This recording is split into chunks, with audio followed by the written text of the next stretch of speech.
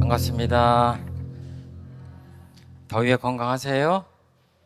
예. 어떻게 마음 자전거도 잘 타고 계십니까? 또 잊어버리셨죠? 무슨 자전거인가 그러고 자전거가 왼쪽으로 쓰러지려고 하면 어떻게 하시면 된다고 그랬죠? 오른쪽으로. 오른쪽으로 쓰러지려고 그러면 왼쪽으로. 자전거를 잘 타는 사람의 그 중심은 어디에 있나요? 자전거에 있지 않아요.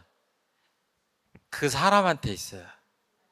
자전거 타기를 잘 배운 사람, 자전거를 잘 타는 사람들은 자전거 탓을 하지 않습니다. 최종품 교무는 어렸을 때 자전거를 배웠지만 중간에 가끔 탈 뿐이지만 자전거 타는 그 중심 잡는 요령이 어디 있어요? 자전거에 있지 않고 저한테 있어요. 그러니까 바깥에 있지 않고 나한테 있어요. 제대로 그 중심을 잡으면 언제까지 가요? 그 중심이 죽을 때까지 가요. 이 마음 공부에서 중심을 잘 잡으면 어떻게 되겠어요? 영원히 갈 수 있다고 하시잖아요. 그렇죠? 그러니까 자전거 잘 타셔야 됩니다. 교도님들께서 이렇게 단회 때 적어주시는 문답감정 내용들을 그 월 말에 이렇게 말씀드리고 있는데 사실은 우리 숙타원님이 그걸 다 일일이 타자로 쳐주거든요. 그때 약간 그 정리가 좀 돼요. 양이 굉장히 많아가지고 다 하지 못하고 제가 좀 또 가감을 해서 추려요. 오늘은 무려 11하나, 한 가지나 지금 추려놨어요. 그래서 잘 할 수 있을지 모르겠어요. 그런데 실제로 문답감정이라고 하는 것은 그 사람과 사람 둘이 만나가지고 자세하게 마음을 살펴본 다음에 해야 이제 문답이 되는 건데 여기서는 그러니까 그냥 다 내 문제다. 언젠가 겪었고 앞으로 겪을 문제다 이렇게 생각하시고 내 거다 이렇게 하고 들으시고 글을 써준 분들은 내가 쓴 것과 다른데 이렇게 생각하지 마시고 그분들 거 아니에요. 그냥 우리들 모두의 공부거리다 이렇게 생각하고 들으시면 됩니다. 그리고 제가 좀 나이가 들어서 든 생각인데요. 예전에는 무슨 문제가 있으면 정답이 있는 줄 알았어요. 하나. 그 문제에 정답이 하나 있다 이렇게 생각했어요. 근데 공부를 하면 할수록 나이를 먹으면 먹을수록 어때요? 하나가 아니에요. 그러니까 상대방이 초등학생이면 초등학생한테 맞는 답이 있고 중고등학생이면 중고등학생한테 맞는 답이 있고 설사 나하고 늘 이렇게 살을 맞대고 사는 아내와 남편도 옛날에는 답을 해줄 수 없었고 지금에서야 답을 할 수 있고 그렇게 답이 정해져 있지 않고 굉장히 다양해요. 물론 그 상황에 꼭 맞는 답이 있긴 하지만 그 답이 있다고 해도 상대방이 그것을 알아들을지는 알 수 없죠. 그러니까 열애 위에 보면 천만방편이라고 하잖아요. 시터님 어려서 자꾸 울면 어머니가 뭐라고 그랬어요? 남산에 호랑이가 어흥하고 잘 못 들으시네. 애가 막 울면은 남산에 호랑이가 내려와서 어흥하고 잡아간다고 그랬죠. 그리고 그 다음에 지나면 순사가 또 잡아간다고 그랬죠. 그 호랑이는 아직도 온 적이 없어요. 달라요. 어린아이들한테 할 것, 어른들한테 하는 게 다 다릅니다. 이 내용이 교전에 보면 쭉 나오죠. 그리고 정전에는 법의 등급의 형태로 나옵니다. 그래서 보통급이 다르고 특신급이 다르고 그때그때마다 거기에 맞는 답이 다를 수 있다. 이렇게 생각하시고 들으시면 될 것 같아요. 답답할 때는 내 문제를 누군가한테 토로하고 좀 도와달라고 할 사람이 있어야 되는데 그분이 스승님이면 심사, 마음 심자 써서 마음의 스승님이다 그러고 비슷한 연배다 그러면은 심우다 그러잖아요. 그러니까 심사, 심우를 꼭 갖고 있어야 된다고 하는 얘기는 전제로 해야 될 것 같아요. 경계 그러면 이렇게 정해져 있는 것 같잖아요. 근데 그것도 달라요. 예를 들어서 이렇게 조그만 참새가 있는데 거기다가 요만한 돌을, 주먹만한 돌을 묶어 놓으면 참새가 날아가요? 못 날아가요? 못 날아가요. 계속 파닥파닥하지만 참새보다 경계가 크기 때문에 날아갈 수가 없어요. 그러니까 발목을 잡는다는 표현 있잖아요. 그렇죠? 근데 예를 들어서 제가 보진 못했지만 다큐멘터리 같은 데 보면 저 남미의 안데스 산맥 같은데 무슨 콘돌? 뭐 큰, 엄청나게 큰 또 다른 이름이 있던데 큰 새가 있다 그러면은 그 새의 발목을 최정풍교무가 두 손으로 꽉 잡았다 그러면 정타님 어떻게 되겠어요? 야, 맛있는 먹이가 나를 잡는구나 그러고 나를 찾아와 그냥 담싹해서 하늘로 날아가 버릴 수 있어요. 그게 뭐예요? 제가 70kg가 넘는데 그 새는 웬만한 소도 잡아챌 수 있잖아요. 그러니까 뭐예요? 제가 저번에도 새 이야기 드렸지만 이 새의 크기와 힘이 얼마나 큰가에 따라 경계는 나한테 엄청나게 내 삶을 가로막는 장애가 될 수도 있고 어떤 경우엔 뭐예요? 그냥 아무것도 아닌 거예요. 그렇게 될 수도 있는 거죠. 그러니까 이왕이면 어때요? 마음 공부를 잘하면 경계도 달라지는 거예요. 그러니까 우리들이 신앙 수행을 통해서 법의 향상에 힘쓰고 대종사님 법을 내 걸로 만드는 이제 그런 노력을 하는 이유가 여기에 있다 이렇게 말씀드립니다. 온전한 생각으로 취사한다고 하는 것은 언제 하는 거죠? 이 공부를? 상시훈련 할 때 제일 먼저 하는 거예요. 그러니까 늘 하는 겁니다. 그러니까 지금 여러분들은 제 이야기를 어떻게 들으시면 되죠? 온전한 생각으로 들으시면 돼요. 저도 온전한 생각으로 말하면 돼요. 사람을 만날 때나 길을 걸을 때나 밥을 먹을 때나 온전한 생각으로 취사한다. 다른 말로 하면 이것이 무시선 무처선과 다르지 않고 다른 말로 하면 처처불상 사사불공하고 다르지 않습니다. 상시훈련 따로 있고 신앙 따로 있고 이런 것들이 아니에요. 온전함이라고 하는 그것이 내 마음에 원래 갖춰져 있지 않다면 이 수행은 할 수 있어요, 없어요? 없죠. 온전함이 내 마음에 원래 깊이 자리 잡고 있다라고 하는 믿음이 없으면 이 수행은 불가능합니다. 그러니까 온전한 생각으로 취사하자가 오직 상시 훈련이고 수행일 뿐이다 이러면 돼요, 안 돼요? 안 돼요. 수행하고 신앙하고 같이 가는 거예요. 이걸 믿지 않는 사람은 몇 번 해보다가 에이, 별거 아니네. 뭔가 좀 신비로운 게 있어야 수행 아니야? 이런 생각할 수 있어요. 그 믿음이 바탕되어 있지 않으면 이 온전함은 내 것이 될 수 없습니다. 원래 있다라고 출발하는 거예요. 일상수행요법 외우면 다 그 얘기잖아요. 원래 심지어는 요란함이 없다고 믿는 거예요.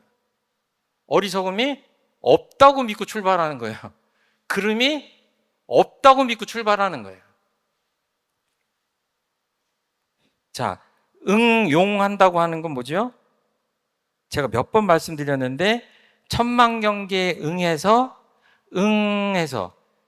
제가 교도님들 그러면 응하면 좀 그러니까 네 한번 해보세요. 교도님들 이게 응이에요. 이렇게 응하는 거예요. 그러니까 늘 우리는 지금 응하고 있어요. 제 눈에 여러분들 모습이 들어와서 이 시각이 응하고 있고, 저기 이렇게 보면 인혜원이 아름답게 있는 응하고 있고, 무의식적으로 응하는 거예요. 그 응하면서 뭐예요? 심신작용하는 거예요. 뭔가 마음을 쓰는 거예요. 제가 지금 여러분들한테 마음을 쓰고 있잖아요. 여러분도 들으시면서 마음을 쓰고 있잖아요. 용하고 있잖아요. 쓸 용자 아니에요. 그렇죠? 지금 응해서 용하고 있는 거예요. 24시간 우리는 응해서 용하고 있습니다. 어떻게 하자? 대종사님 말씀이에요. 제가 이 자리에 쓰는 게 어려운 이유는 수다를 떨지 못해서 어려운 게 아니라 주세불 소태산 대종사님의 말씀을 온전하게 전하는 게 쉽지 않아서 이 자리에 쓰는 게 어렵습니다. 근데 대종사님 뭐라고 하시냐면 응해서 용할 때 온전한 생각으로 취사하라 하는 얘기를, 취사하기를 주의하라고 하는 말씀을 계속 하시는 거예요. 그러니까 이 문구는 제가 이제 온생취라고 줄여서 가끔 얘기하지만, 이 온생취는 언제 하는 거냐면 가급적이면 늘 하는 거예요. 그냥 우러나야 돼요. 그러니까 이렇게 꾹 찌르면 온생취 이래야 돼요. 꾹 찌르면. 네. 그러니까 응해서 용할 때, 마음을 쓸 때 어떤 마음이 지금 용하고 있는지 보셔야 돼요.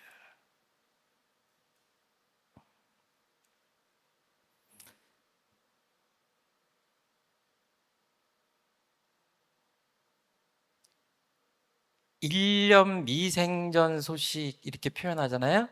한 생각이 나기 전에 그 소식을 아냐, 이렇게 얘기하면 아주 산속에 깊은 스님이 그 고승들이나 하는 전문답이라고 생각하는데, 정타원님 이러면 정타원님이 지금 웃으시면서 대답하셨거든요. 그 대답하기 전에는 뭔 생각이 있으신 거예요? 예, 그거를, 그 소식이에요. 그거는 정타원님만 알아요. 경계를 대할 때마다 공부할 때가 돌아온 것을 염두에 잊지 말자 그러셨어요. 그러니까 우리는 언제 공부해요? 늘 하는 거지만 조금 바깥으로 나오면 경계를 대할 때마다 하는 거예요.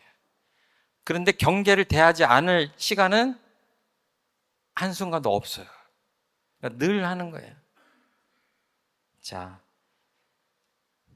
좀 비빔밥 같이 좀 잡다한 제 이야기가 될 수 있는데 조금 빨리빨리 나가겠습니다. 1분선이 어렵습니다.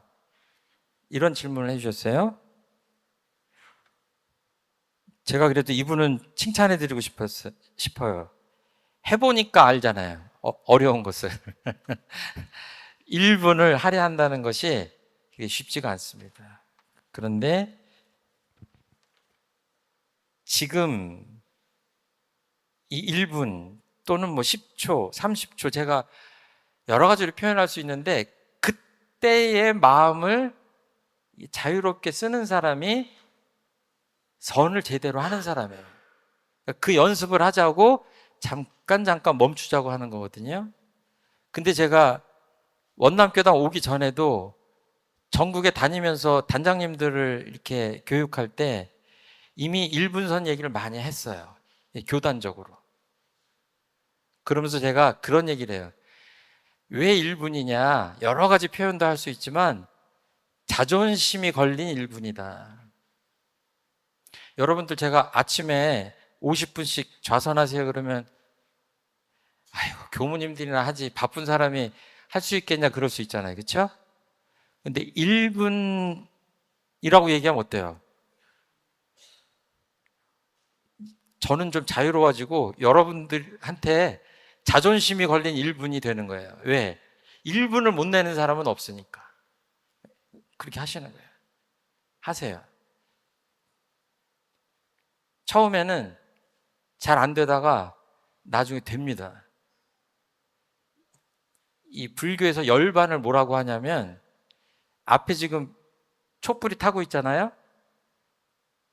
그 분별망상이 일어나는 마음이 촛불이라고 한다면 그 촛불을 후 하고 불어서 끄면 어때요? 깜깜해지죠. 아무것도 없이. 그걸 열반 적정이라고 비유를 해요. 후 하고 불어 끄는데 얼마나 걸려요? 1분이 걸리지 않습니다.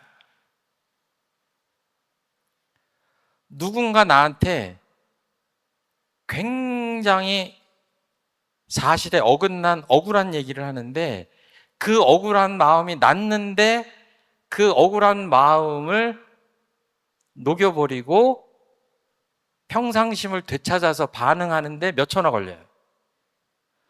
잘하는 사람은 1초 안에도 하는 거예요. 잘 안 되는 사람은 뭐예요? 죽을 때까지 억울해요. 그 인간을 보고 싶지 않아요. 그러니까 1분이라고 하는 것은 짧지만 짧다고 할 수 없다. 1초, 2초 계속 마음 씀씀이를 보면서 이렇게 그 시간에 좌선도 해보고 연불도 해보고 마음을 바라보기도 하는 그런 시간을 계속 하자. 그래야 24시간을 에서 1분을 빼면 몇 분이 되죠? 몇 분인지 모르겠고 23시간 59분이겠죠. 1분을 건지면서 23시간 59분을 이제 온전하게 내 것으로 만들기 위해서 이제 하는 거다. 그러니까 반복하시라는 말씀밖에 드릴 수가 없어요. 그리고 가족과의 갈등과 집착. 저를 포함해서 가족이 없는 사람은 없죠. 지금 당장 내가 혼자 산다고 할지라도 가족이 있습니다, 다. 어머니, 아버지가 계셔서 태어났잖아요. 자녀가 있으면 더 이제 갈등과 집착이 심해지는데 상담을 해보면 가족과의 문제가 거의 90%라고 할 만큼 이 마음 공부의 주제인 것 같아요. 가장 많은 시간을 보내고 가장 많이 사랑하잖아요.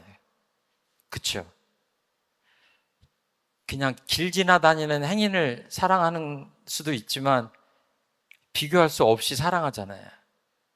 그러니까 기대도 많잖아요. 그러니까 이 갈등과 집착이 어디로부터 왜 비롯되어 있는지를 깊이 볼 필요가 있는 거죠.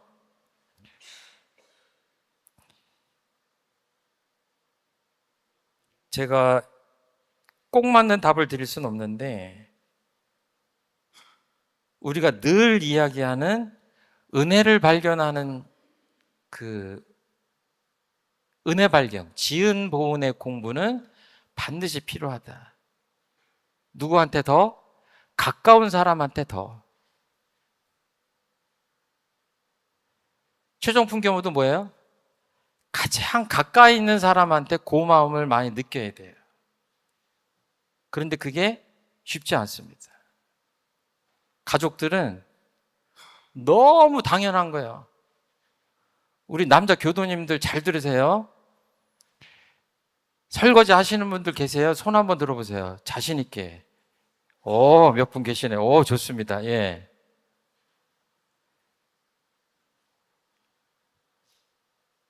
식사 대접을 받았으면 설거지라도 해야 돼요. 예? 대한민국 남자들이 얼마나 일을 해요. 그쵸? 집안 가사노동 거의 주부들이 하잖아요.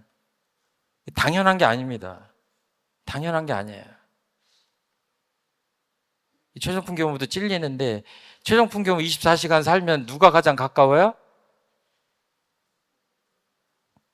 예, 숙타원님이 제일 가깝고 가장 많은 일을 하는데 얼마나 감사한지는 비밀이에요. 그러니까 숙타한테 제일 감사해야 돼.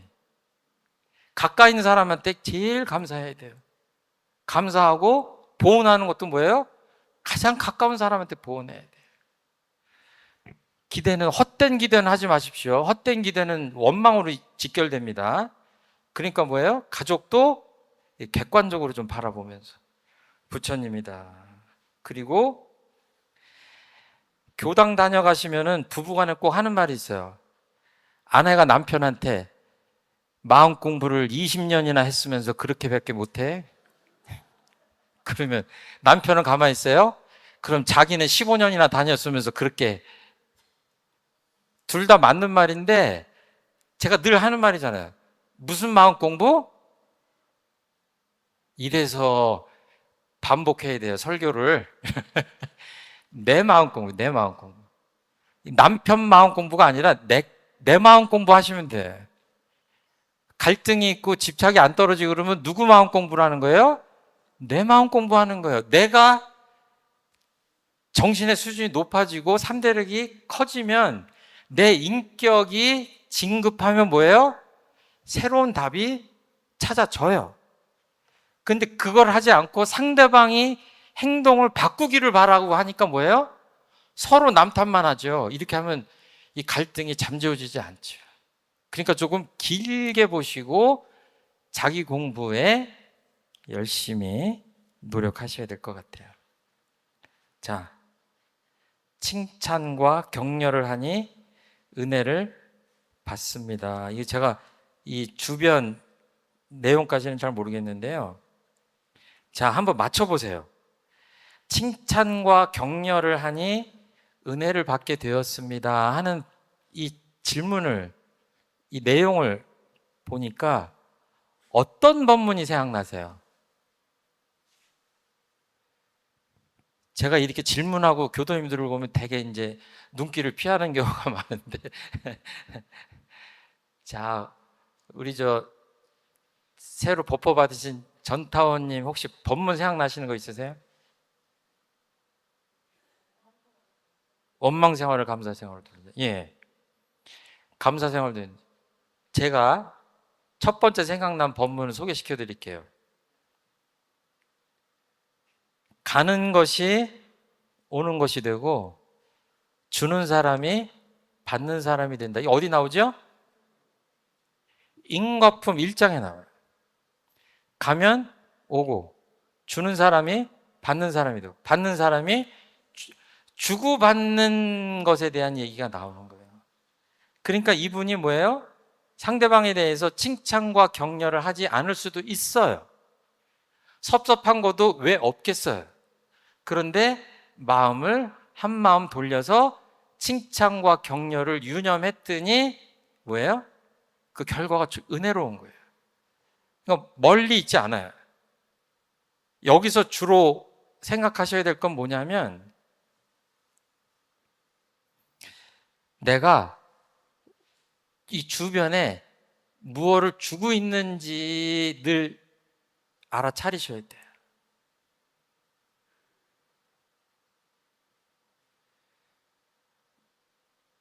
여러분들은 저한테 뭘 주고 계시죠?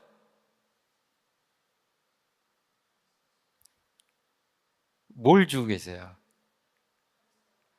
뭘 주고 계신 거예요? 가만히 보면 많은 것들을 주고 계신 거예요. 이 나를 둘러싼 이 세상, 다른 말로 하면 경계, 은혜, 이 모든 것들이 뭐예요? 나한테 뭐예요? 엄청나게 많은 것들을 주고 있는 거예요. 그거를 잘 알아차려야 되고, 나는 또 내 주변 이 세상을 위해서 뭐예요? 아무것도 주고 오는 게 없어요? 엄청나게 많죠. 미세하게 많아요. 이렇게 뭔가를 스쳐 지나갈 때 사실은 마음이 미세하게 나가고 있어요. 그것들을 보셔야 돼요. 그것들을 못 보시면 어떻게 돼요? 나중에 어떤 예기치 않은 결과가 나한테 왔을 때 뭐라 그래요? 나 아무것도 한 일 없는데 왜 이런 과보를 내가 받지? 이럴 수 있어요. 왜 일이 이렇게 되지? 이럴 수 있어요. 보고 있는다고 되는 것만도 아니에요. 왜냐하면 3세에 걸쳐서 우리가 짓고 받는 거기 때문에 그거를 다 가늠할 수는 없는데, 그래도 정신 차려서 공부할 때 뭐예요? 내가 무엇을 주고 있고 무엇을 받고 있는지를 예민하게 느끼고 있어야 되는 거죠. 그러니까 이제 인과품으로 이제 말씀드리자면, 주는 사람이 받는 사람이 된다고 하니까 이분이 주변에 은혜를 베풀었기 때문에 은혜를 받는 게 아니냐, 이렇게 생각할 수 있어요. 그리고 4번, 함께 일하기 싫은 사람과 일하기. 직장에 가기만 하면 저 사람 때문에 내가 정말 괴롭다라고 하는 사람이 자리 잡고 있어요. 그러면 출근길이 어떻겠어요? 얼마나 괴롭겠어요? 오늘 만나면 나를 미워하는 그 사람이 또 내 옆에 앉아 있을 텐데, 지옥이 따로 있는 게 아니죠. 그래서 제가 소태산 마음학교 같은 데서 프로그램 이름을 사이 좋은 이렇게 풀었어요. 그러니까 은혜라고 하는 것은 없어서는 살 수 없는 관계잖아요. 그러니까 내 옆에서 나를 괴롭히고 미워하는 사람이 나를 사이 좋게 대해주면 얼마나 그 직장이 낙원 같겠어요. 그런데 그 사람이 계속 미워한다고 했을 때 그 미움으로부터 벗어나고 이렇게 해탈하기가 쉽지가 않죠. 상당히 마음 공부가 돼야 되는데,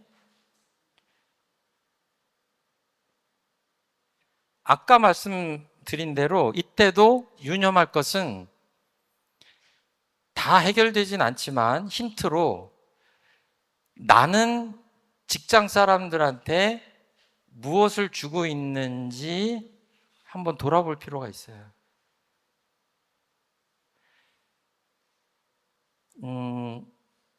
제가 이렇게 사무실에 출근을 하면, 지금은 이제 직원이라고 할 사람들이 없지만, 이렇게 직장 복지시설이나 신문사나 이런 데 가면은 후배도 많고 직원도 많잖아요.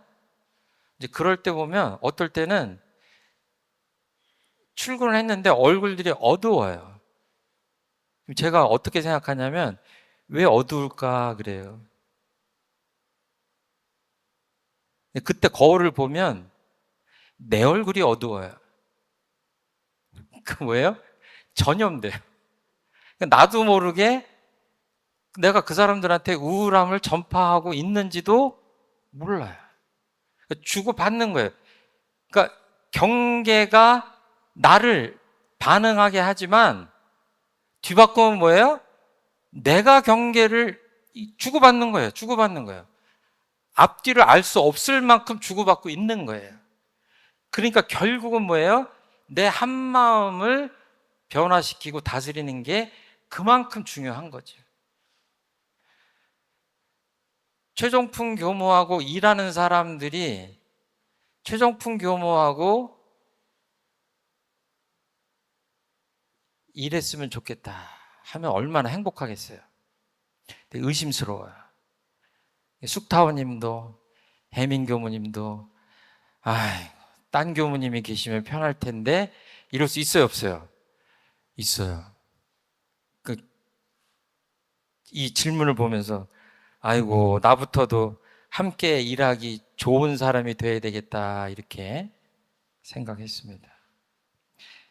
깊이 보면 뭐 습관의 차이 또는 뭐 상 이런저런 것들이 있어서 같이 사는 사람들하고 이제 이런 일들이 생기니까 한번 봐야 될 것 같아요. 그 다음에 아상을 없애는 공부 이랬거든요. 조금 소화가 안 되실지도 모르는데 금강경에 나중에 시간이 되면 길게 하기로 하고 한 대목을 소개시켜 드릴게요. 불고수보리 제보살마살 응여시 항복기심 소유 일체중생지류 약난생, 약태생, 약습생, 약화생, 약유생, 약무생, 약유상, 약무상, 약비유상, 비무상, 색이 있는 것, 없는 것, 생명이 있는 것, 감정이 있는 것, 없는 것, 뭐 온갖 이 거를 다, 모든 존재들을 다 열거한 다음에 부처님께서 뭐라고 하시냐면 악의 영이 무여열반이멸도지, 이 모든 존재들을 다 열반에 들게 하겠다. 여시멸도 무량 무변중생 실무중생 등멸도자. 이 모든 중생을 다 하나도 빠짐없이 멸도에 들게, 열반에 들게 하고 나서 하나도 열반에 들게 했다라고 하는 생각조차도 없어야 된다라고 말씀을 하세요. 이게 서가모니 부처님께서 제자들에게 말씀하시는 뭐예요? 수도자의 마음가짐이에요. 이게 금강경 저 끝머리에 나오는 게 아니라 첫머리에 나와요. 그러니까 잘못하면 기가 꽉 막혀요. 마음 공부를 한다고 하는 사람들은 이 정도는 된다고 해야 보살이라고 할 수 있다. 이렇게 말씀하시는 거예요. 이 정도 돼야 아상을 벗어날 수 있다. 이렇게 얘기하는 거예요. 그러니까 뭐예요? 주변에 사람들하고 찌그락찌그락하고 갈등하고 막 이럴 때 뭐예요? 이 대목 한번 떠올려 보세요. 내 원의 크기가 얼마나인지를 한번 생각해 보면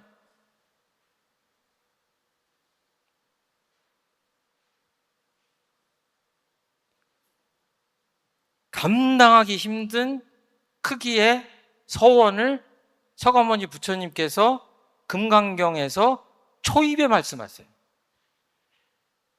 이 마음가짐이 통과돼야 그 다음에 강론으로 들어가는 거예요. 뭐 마음이 괴롭니 어떠니 갈등이 있니 없니 이런 얘기들을 하지 않으세요. 그러니까 금강경이나 이런 경들이 뭐예요? 늘 외우지만 쉽지 않은 겁니다. 쉽지 않은 거예요. 까마득한 얘기를 하시면서 법문을 시작하시는 거예요.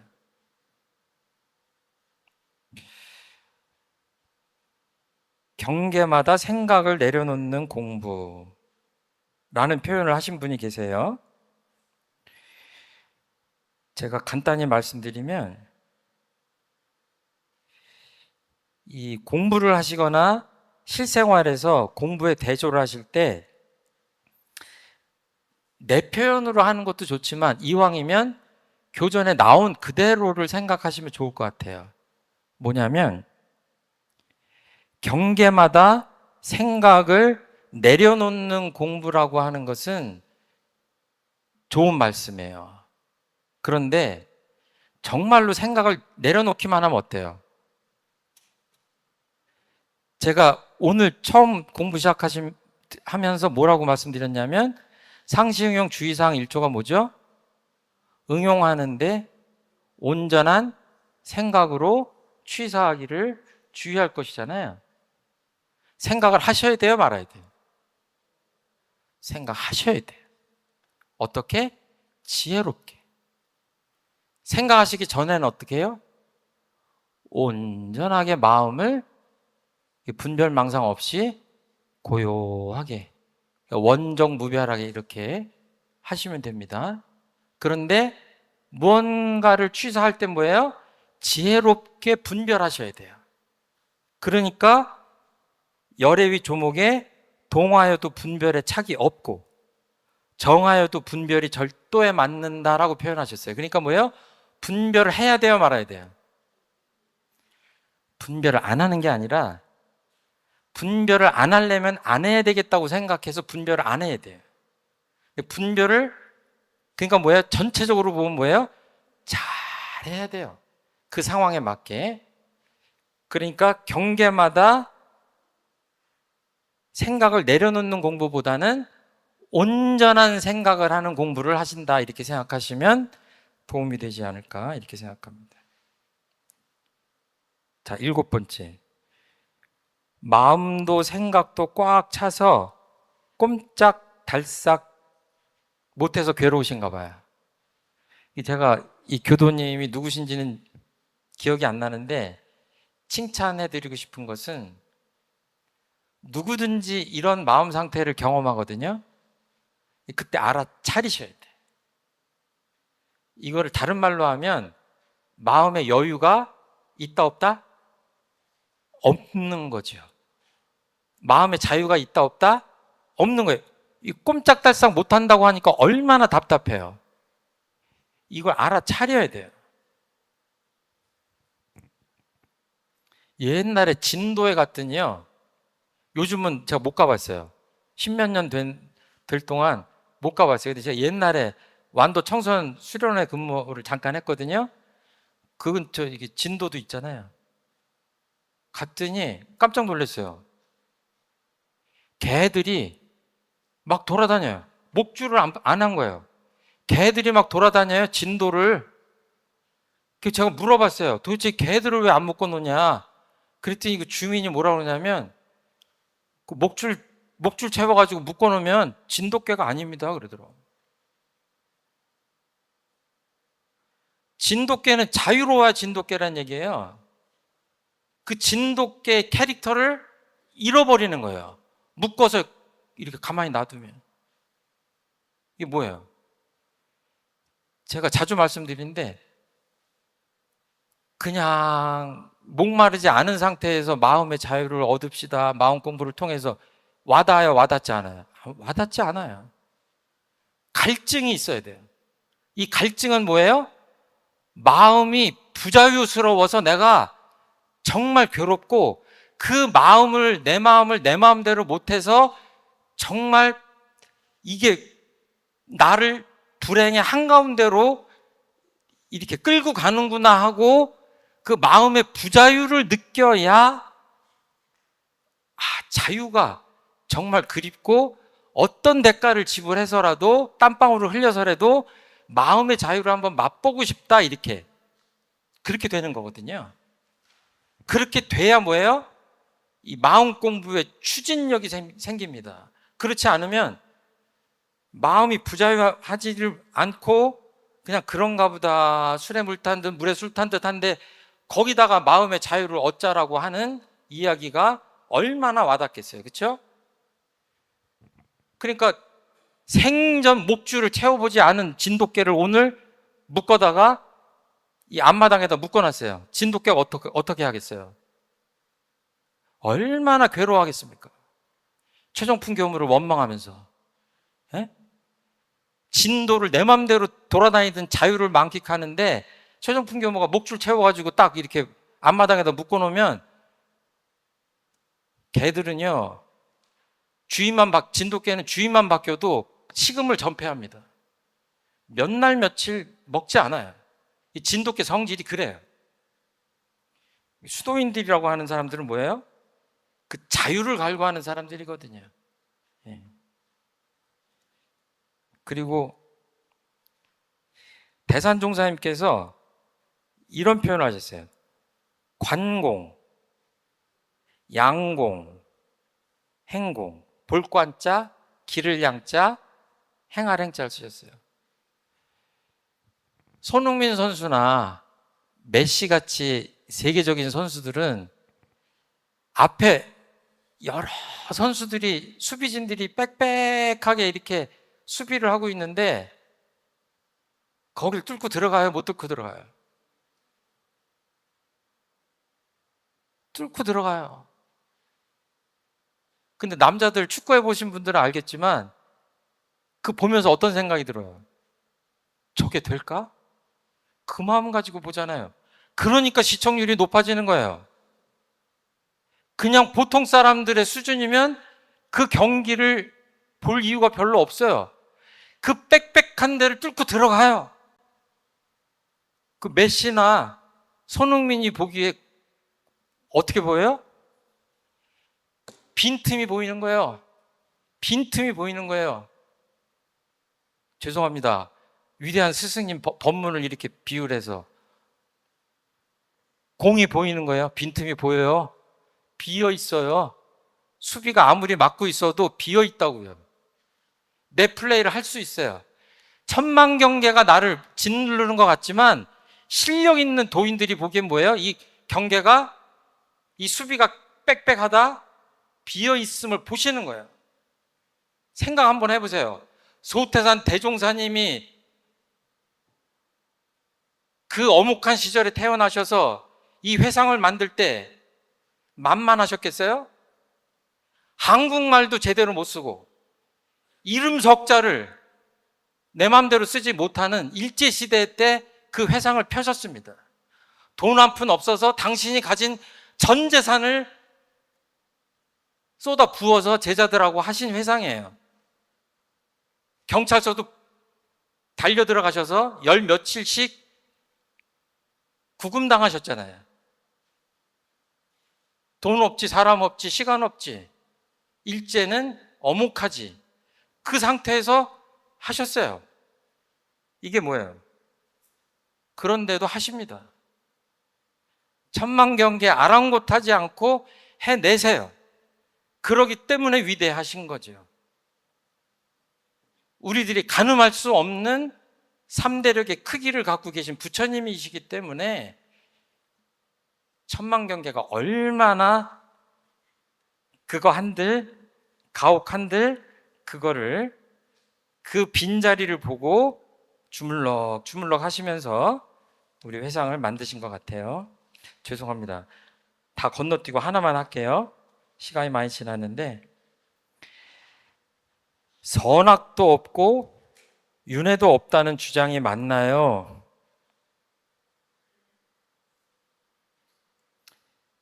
그 본문에 이렇게 써 있었어요.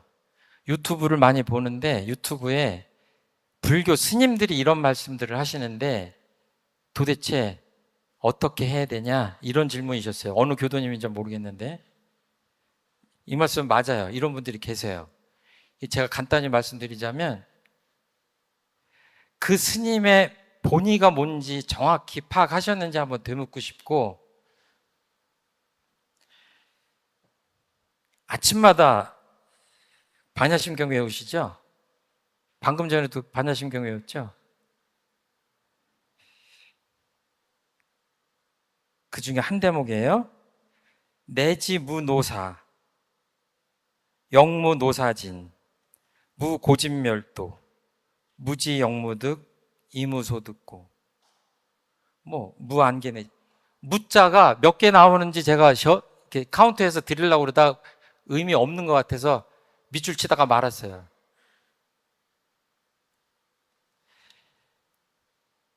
고진멸도라고 하는 것이 부처님의 핵심 가르침인데 반야심경에서 방금 전에 뭐라고 그랬죠? 고진멸도도 없다고 그랬죠. 소태산 대종사님은 없다는 말도 없다고 하셨죠. 무 그러셨죠. 있다는 거예요, 없다는 거예요? 다 없다고 했는데 없다고 하는 말도 없다고 하면 있는 거예요, 없는 거예요?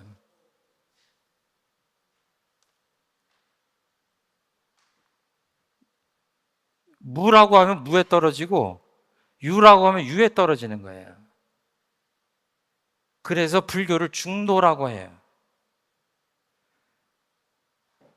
제가 그랬죠. 자전거 타는데 왼쪽이 맞아요? 오른쪽이 맞아요? 왼쪽도 안 맞고 오른쪽도 안 맞아요. 쓰러지니까. 그럼 안 쓰러지면 뭐예요? 왼쪽도 맞고 오른쪽도 맞아요. 그러니까 육주 스님이 깃발이 펄럭펄럭 하니까 그 제자들이 스님들 중에 두 사람이 앉아가지고 논쟁을 하는 거예요. 깃발이 움직인다. 그랬다. 한 사람은 바람이 움직인다. 기동, 풍동 그런 거예요. 그랬더니 육조 스님이 내가 보기엔 마음이 움직인다. 그랬어요.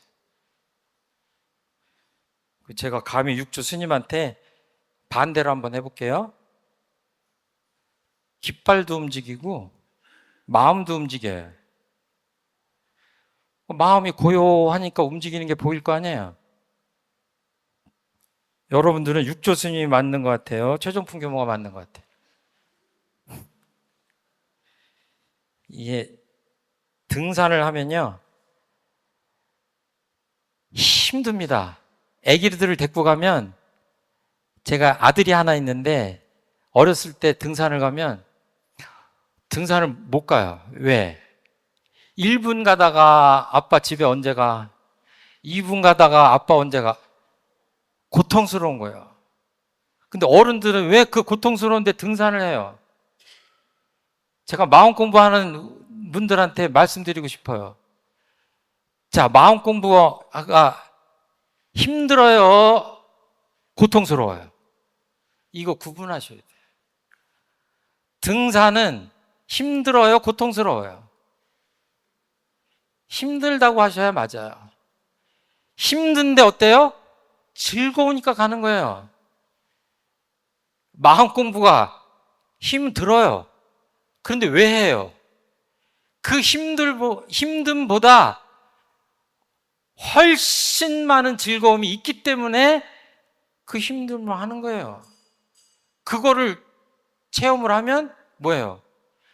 등산을 맨날 가는 사람처럼 그냥 열심히 하게 됩니다.